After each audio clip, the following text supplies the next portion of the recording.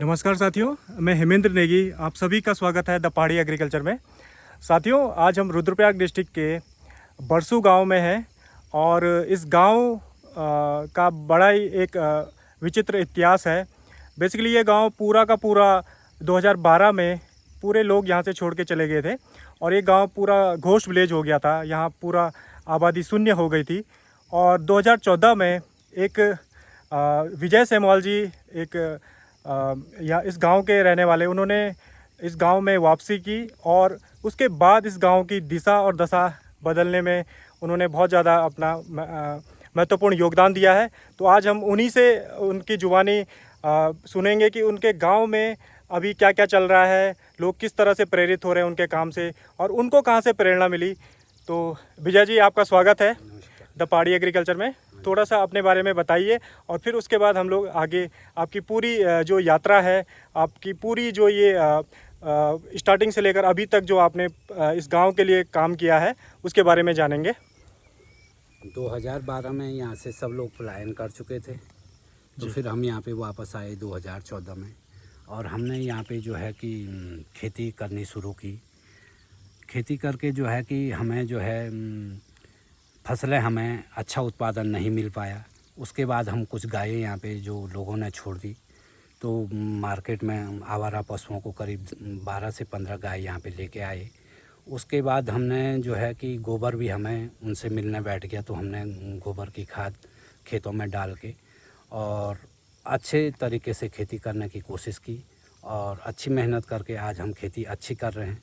उसके बाद यहाँ पे पानी की भी बड़ी किल्लत थी फर्स्ट में, तो पानी की किल्लत थी तो पाइप में हम यहाँ से पानी लेके आए करीब 3.5 किलोमीटर दूर क्यारकी से गदेरा आता है, तो उसमें हम पानी लेके आए, तो स्प्रिंकलरों से हमने काम चलाया। उसके बाद अब सिंचाई विभाग से नहर बनी है, तो पानी भी अच्छा मिल रहा है हमें, तो अब हम अच्छी खेती करेंगे, अच्छी खेती करने की कोशिश करेंगे। और काफ़ी लोग भी अब यहाँ पे खेती करने के लिए गांव के वापस आना चाहते हैं और 2 लोग अभी आ भी चुके हैं जिन्होंने यहाँ पे खेती बाड़ी कर दी है और हमें और उनको देख के लोग और भी गांव के वापस आने के लिए, खेती करने के लिए यहाँ पे आना चाह रहे हैं। बहुत सुंदर विजय जी। तो बेसिकली जब आपने स्टार्टिंग में जब आप यहाँ आए 2014 में, तो गांव में जब आप ऐसे गांव में आते हैं वापस जहाँ पे कोई लोग नहीं रहते हैं, तो बहुत सारी चुनौतियाँ आती हैं। सामाजिक चुनौतियाँ भी होती हैं, आर्थिक चुनौतियाँ भी होती हैं। तो किस तरह की चुनौतियाँ आपको स्टार्टिंग में आई, थोड़ा उसके बारे में बताएंगे। फर्स्ट में यहाँ पे जो है कि जब हम आए तो गांव में चारों तरफ झाड़ी झाड़ जमा था, गांव में घुसने के लिए भी नहीं था। तो हमने आके फर्स्ट में यहाँ पे झाड़ियाँ साफ़ की। झाड़ियाँ साफ़ करने के बाद हमने यहाँ पे जो पुराने मकान थे, खंडर हुए थे, उनमें मिट्टी की घसाई लिपाई करके और चूना वगैरह करके हम उनमें रहे। तो करीब 8-10 गौशालाएँ हमने लोगों की यहाँ पे सुधारी। उसके बाद उसमें हमने अपनी गायें, कहीं मुर्गी कहीं खरगोश और इत्यादि पाले। मुर्गियों से भी हमें अच्छी आमदनी हो जाती है, मुर्गी का अंडा भी बिक जाता है, मुर्गियाँ भी बिक जाती हैं और गायों से दूध मिल जाता है, गोबर भी मिलता है जो हमारे खेतों के लिए काम आता है। और खेतों की जो भी वेस्टेज होती है, जैसे कोई घास हो गया, सड़ा हुआ फल हो गया, उसे हम जो है गोबर में डाल के और जैविक खाद बनाते हैं और जैविक खेती ही हम यहाँ पे करते हैं। तो कुल मिला के देखा जाए तो एक इंटीग्रेटेड फार्मिंग मॉडल आपने डेवलप किया है, जिससे आपका जो वेस्ट है वो भी ख़राब नहीं जाता है, उससे आपकी खेती में वो यूज हो जाता है। जैसे मुर्गियों की बीट हो गई या और जानवरों के गोबर से बना गोबर को आप सड़ा के उसको यूज़ कर सकते हैं। बहुत सारी हमारे खरपतवार वगैरह होते हैं जिनसे भी आप लोग आगे अपना इस तरह के खाद वगैरह भी बनाते होंगे। तो बेसिकली बहुत अच्छा फार्म डेवलप किया है और एक अच्छी मिसाल दी है कहीं ना कहीं सभी लोगों के लिए। तो विजय जी, इसमें जैसे आपकी तरफ से तो बहुत सारा इनिशिएटिव रहा है पहले से ही, आपने पूरा इस गांव के लिए और यहाँ के बंजर खेतों के लिए बहुत सारा अपनी तरफ से बहुत सारी मुहिम करी हैं। परंतु जो हमारे विभाग हैं, लाइन डिपार्टमेंट्स जो बोलते हैं, तो विभागों के द्वारा क्या सहयोग आपको दिया गया है, उसके बारे में अगर बताएंगे तो अच्छा रहेगा।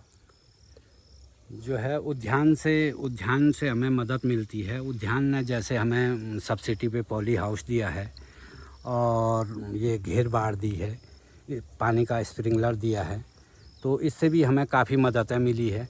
और उससे हमें मदद मिलने से हमने काम बढ़ाया भी है, काम अच्छा भी हो रहा है। एक यहाँ पे जो है कि कीटनाशक हमारे पास यहाँ पे जिला जैविक जिला जैसे घोषित हुआ है, तो यहाँ पे कीटनाशक नहीं आता, कीट पतंगे बरसात में ज़्यादा हो जाते हैं। तो उसके लिए हमने जीवामृत जो है कीटनाशक अपना यहाँ पे बनाया है, जिसमें कि आपका ये जैसे जिन घासों को गायें नहीं खाती हैं वो घासें जैसे कंडाली हो गया और टिमरू हो गया, कड़वी हो गया, नीम पत्ता हो गया और आपका तंबाकू होके वाला तंबाकू हो गया, काली दाल हो गई, बेसन हो गया, गुड़ हो गया, गौमूत्र हो गया, गोबर हो गया, इन चीज़ों को मिला के एक मिश्रण तैयार किया है, जिससे हम कीट पतंगे से अपने फसल को बचाते हैं।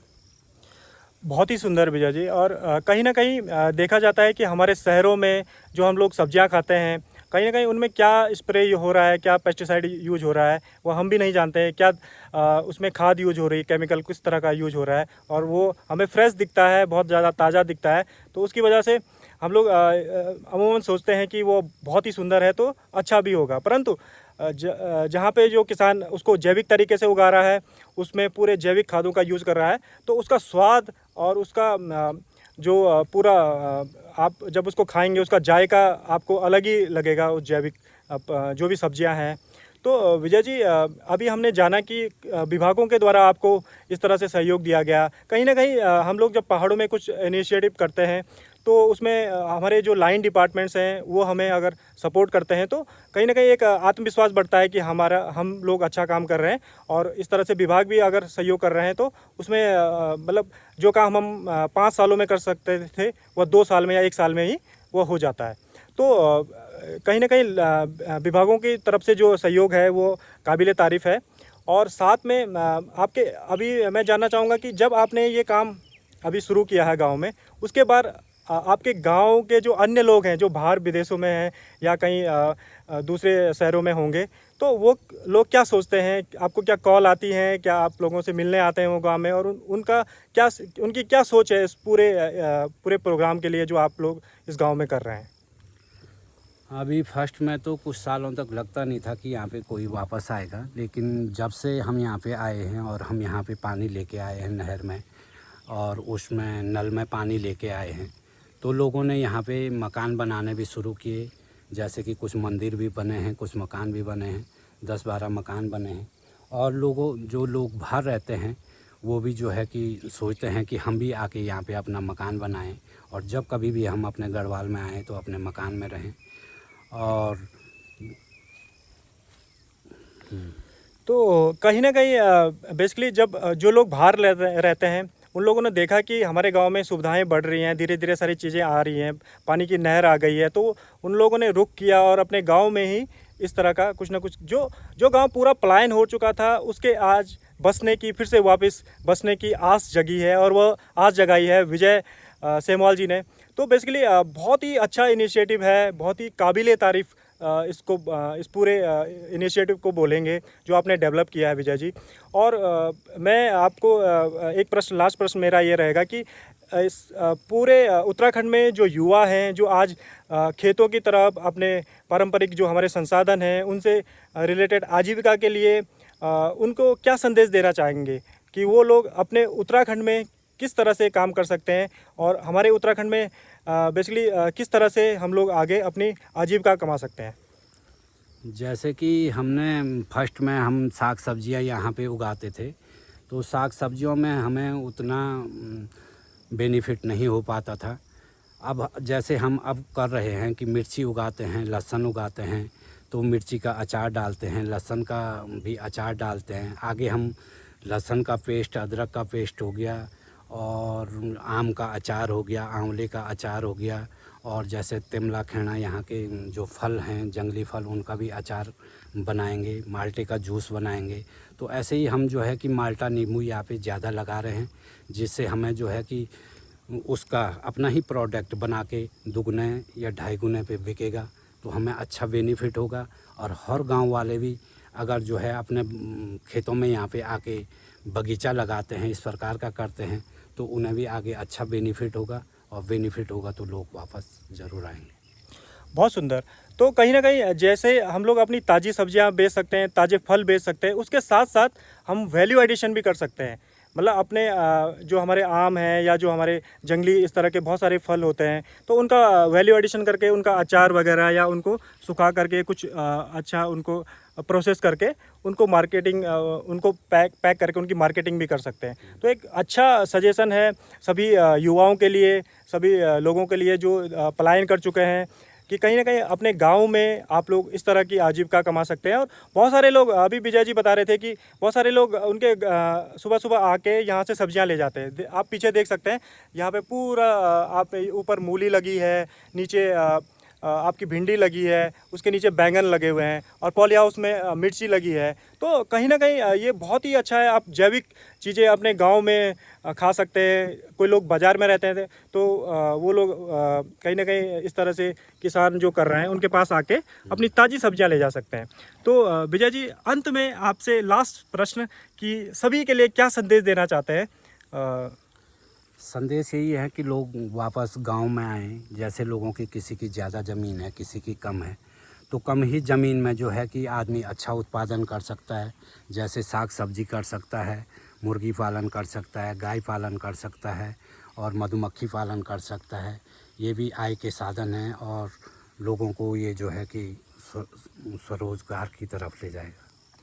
बहुत सुंदर विजय जी। और अभी मेरे दिमाग में एक चीज़ और आई है कि आपने बाज़ार में जो जितने भी हमारे आवारा पशु थे उनके लिए कुछ इनिशिएटिव किया था, तो उसके बारे में भी बताइए, क्योंकि ये चीज़ें छूटनी नहीं चाहिए। हाँ, तो जैसे अभी हमारे पास करीब 20 गायें हैं जो कि हम लोगों ने छोड़ दी और बाज़ार से हम उन्हें लाए हैं। और उनसे हमें जो है कि एक तो ये कीटनाशक बनाने के लिए गौमूत्र मिलता है, गोबर मिलता है। तो जो है कि अभी बाज़ार में करीब 50 से 60 गायें ऐसे हैं कि जो आवारा घूम रही हैं। ट्रैफिक को भी दिक्कत होती है, सब्जी वाले दुकानदारों का भी नुकसान कर देती हैं वो। और हम सोच रहे हैं कि ये सारी गायें हम यहाँ पे लाएं। अगर शासन प्रशासन हमारी मदद करता है गौशाला बनाने में और उनके रहन सहन के लिए काम करने के लिए, तो हम सभी गायें यहाँ पे लाके बड़ी गौशाला बना के सब गायों को यहाँ पे पालेंगे। बहुत ही उम्दा, बहुत ही काबिले तारीफ जो बोलेंगे, ऐसा काम आपने करके दिखाया है। और पूरे उत्तराखंड के लिए एक मिसाल है कि भाई हमारे हर कस्बे में, हमारे हर शहर में इस तरह के आवारा पशु घूमते रहते हैं। और आए दिन आप देखते होंगे कोई पशु गाड़ी के नीचे आ जाता है, कोई पशु को कोई गाड़ी ठोकर मार के चली जाती है, उसका पैर टूट जाता है, तो बहुत सारी दिक्कतें होती हैं। तो इस तरह का इनिशिएटिव लिया जा सकता है और कहीं ना कहीं उन पशुओं को भी एक शेल्टर मिलेगा। उनके द्वारा, जैसे विजय जी बता रहे हैं कि उनके द्वारा बहुत सारे कीटनाशक, जैसे उनके गौमूत्र होता है और उनके द्वारा जो गोबर होता है, उसको सड़ा के अच्छे अपने खाद में यूज कर सकते हैं। और कहीं ना कहीं उनमें से बहुत सारे पशु ऐसे हैं कि जो आगे ब्याह भी सकते हैं, है ना, और उनसे दूध भी हम लोग ले सकते हैं, या बेसिकली कहीं ना कहीं गोबर और गौमूत्र तो ले ही सकते हैं। तो और हमारे पहाड़ों में आप देख सकते हैं कोई घास की कमी नहीं है, हर जगह हरा घास वगैरह आपको मिल ही जाता है। और इस तरह से इनिशिएटिव लिए जा सकते हैं। तो विजय जी, आपका बहुत बहुत धन्यवाद हमारे साथ वार्तालाप करने के लिए। बहुत सुंदर गांव है। इस गांव के लिए आप जो काम कर रहे हैं, कहीं ना कहीं पूरे उत्तराखंड में ये एक काबिले तारीफ़ काम है। और इसके लिए आप बधाई के पात्र हैं कि आपने अपने गांव के लिए इस तरह का सोचा है। बहुत बहुत धन्यवाद हमारे साथ बात करने के लिए।